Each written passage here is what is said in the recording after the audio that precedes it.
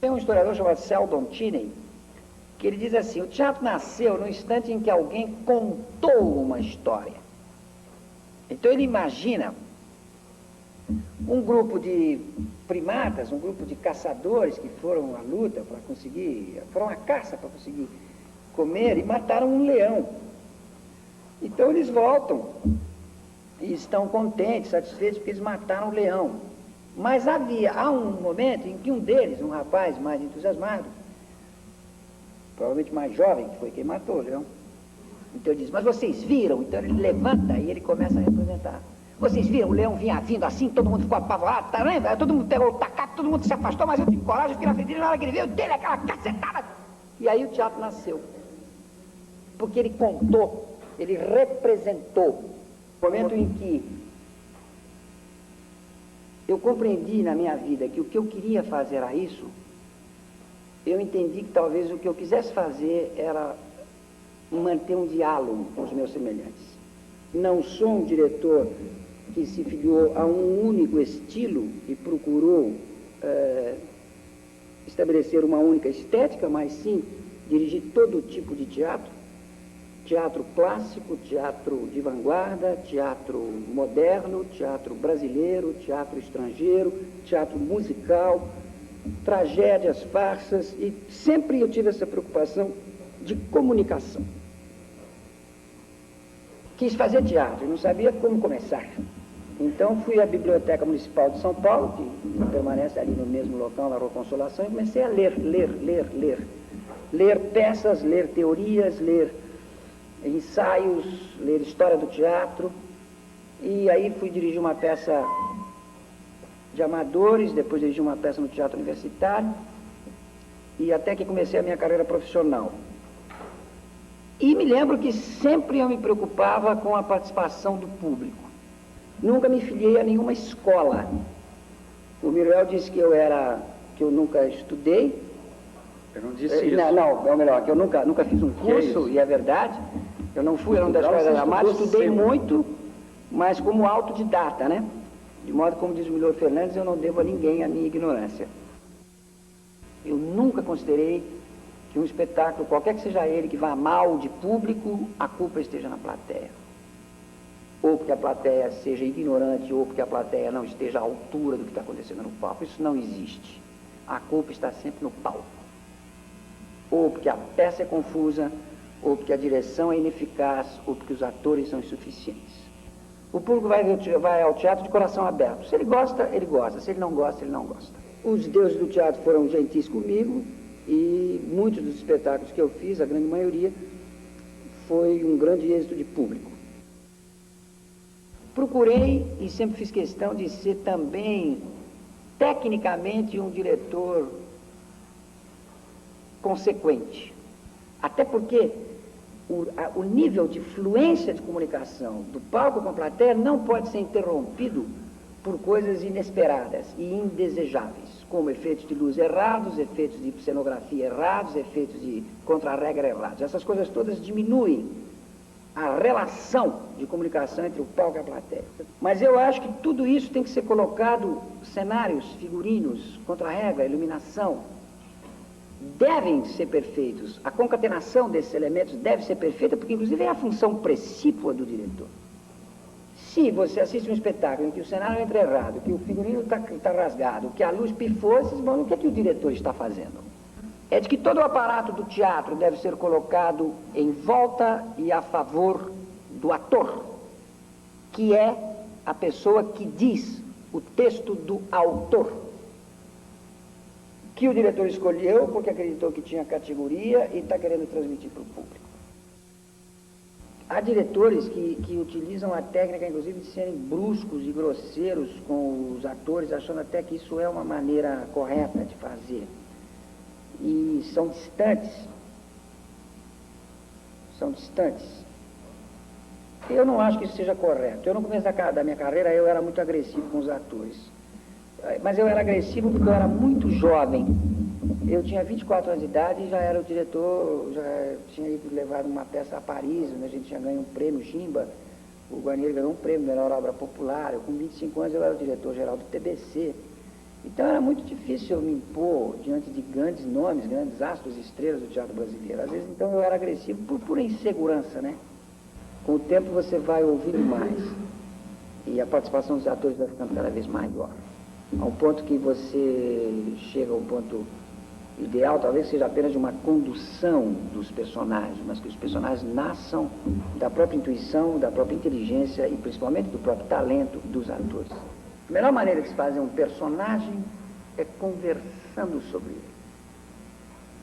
Não é um diretor subir no palco e mostrar a inflexão ou os gestos, ou o que ele faria, como é que o ator deve fazer, e mostrar-lhe tudo e ensinar-lhe tudo.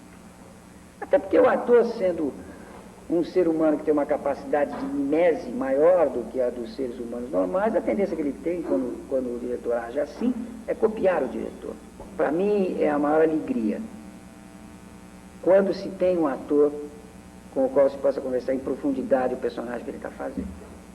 Porque aí a conversa fica muito mais rica e certamente o ator, tendo bastante consciência do que ele tem que fazer, ele incorpora isso, inclusive instintivamente, e faz.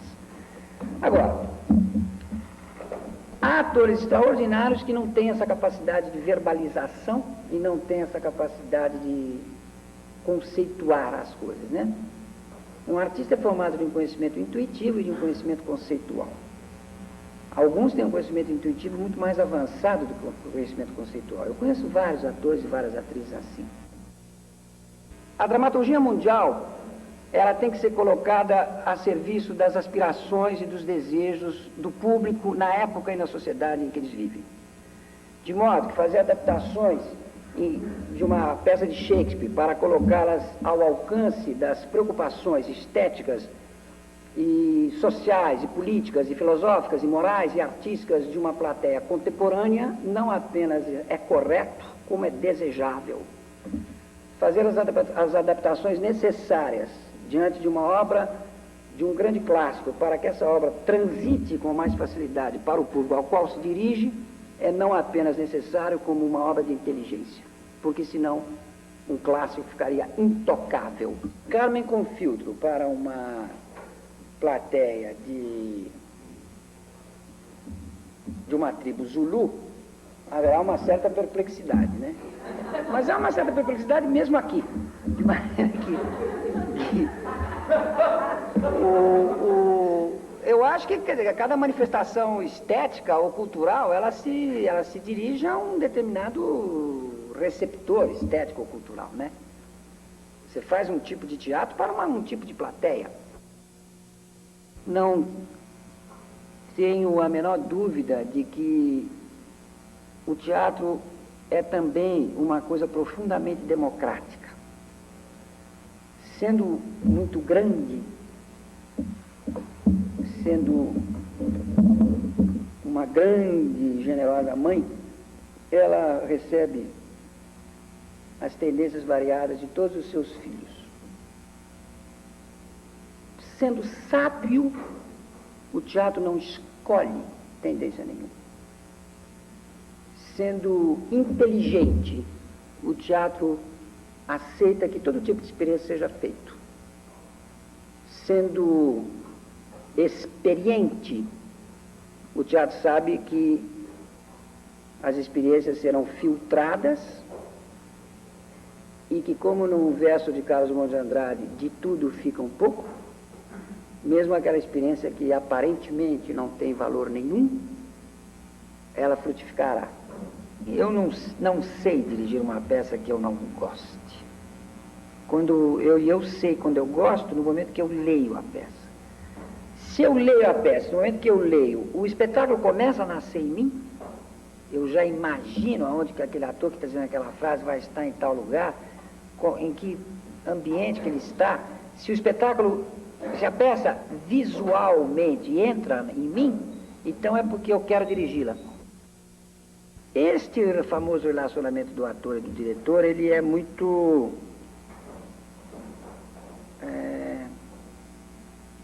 incoerente. Às vezes é uma relação de Eros e Thanatos, uma relação de amor e ódio. Às vezes, mais frequentemente, é uma relação de amor, porque Há um certo tipo de ator diante do qual o diretor tem que ser não apenas diretor, mas pai, professor, psicólogo. E ele tem que saber qual é esse ator que precisa também de um pai, de um professor, de um psicólogo, já é um certo talento, e aliás muito cansativo. Para você ter a unidade do elenco, você não deve ter atores de escolas diferentes. Um dos primeiros critérios que eu utilizo é o tipo físico. Eu acho que você precisa de ter uma credibilidade da plateia em relação ao ator que ele está vendo. Não é possível que você faça, por exemplo,